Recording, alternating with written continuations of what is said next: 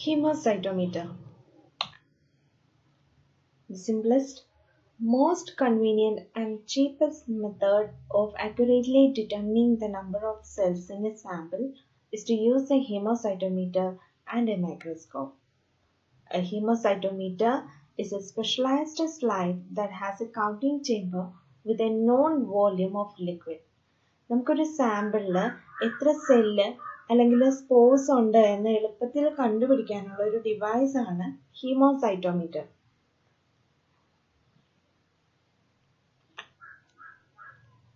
The hemocytometer consists of a heavy glass slide with two counting chambers, each of which is divided into 9 large 1 mm squares on an etched and silvered surface separated by a trough.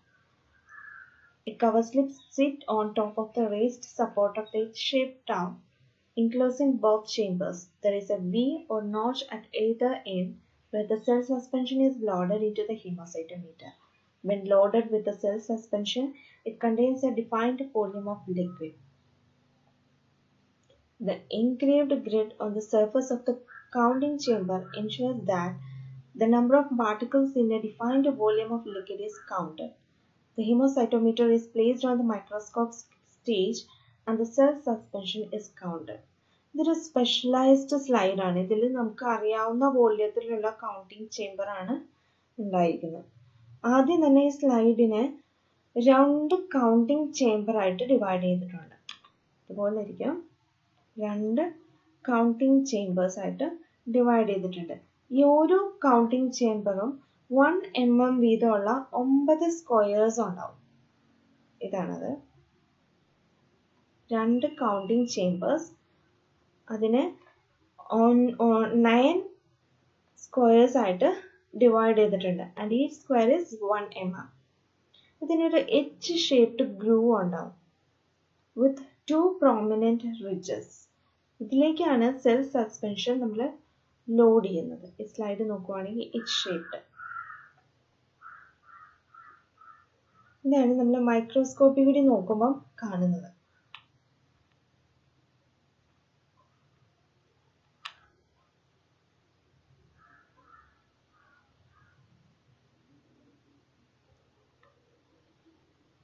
This is one of the 2 chambers in the hemocytometer. The entire chamber has its 9 1 mm into 1 mm large squares separated from one another by the triple lines.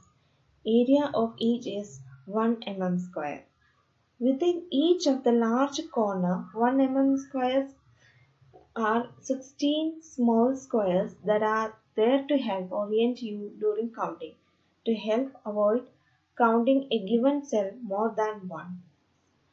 The central 1 mm square area is divided into 25 small squares, each 0.04 mm square, and each of these is marked into a further 16 tiny squares. ഈ 2 counting ചേംബറിൽ ഒരെണ്ണം എടുത്താൽ ഇതുപോലെ ഇരിക്കും.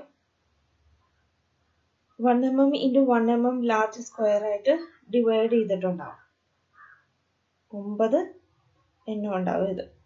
ഇവ ഓരോന്ന് triple line വെച്ചിട്ട് separate ചെയ്തിട്ടുണ്ടാവും. ഈ 9 എണ്ണത്തിൽ കോർണറിലുള്ള സ്ക്വയേഴ്സ് 16 സ്മോൾ സ്ക്വയേഴ്സ് ആയിട്ട് ഡിവൈഡ് ചെയ്തിരിക്കും. ഒരേ സെല്ല് തന്നെ വീണ്ടും കൗണ്ട് ചെയ്യാതിരിക്കാൻ വേണ്ടിയിട്ടാണ്. സെന്ററിലുള്ള സ്ക്വയർ 25 സ്മോൾ സ്ക്വയേഴ്സ് ആയിട്ടായിരിക്കും ഡിവൈഡ് ചെയ്തിരിക്കുന്നത്. ഇവ ഓരോന്നും 0.04 mm സ്ക്വയർ ആയിരിക്കും. ഈ 25 സ്മോൾ സ്ക്വയേഴ്സിൽ ഓരോന്നും 0.04 mm സ്ക്വയർ ആയിരിക്കും. ഈ 25 സ്മോൾ സ്ക്വയേഴ്സിലാണ് സെൽസ് അല്ലെങ്കിൽ സ്പോർസ് കൗണ്ട് ചെയ്യുന്നത്. ഇതിന്റെ ടോട്ടൽ വോള്യം എന്ന് പറയുന്നത് 1 mm into 1 mm into 0.1 mm ആയിരിക്കും. അതായത് 10⁻⁻4 സെന്റിമീറ്റർ ക്യൂബ് എന്ന് വരും. എന്ന് പറയുന്നത് 10⁻⁻4 ml എന്ന് പറയാം. ഇതാണ് ഹീമോസൈറ്റോമീറ്റർ, അതിന്റെ വോള്യം.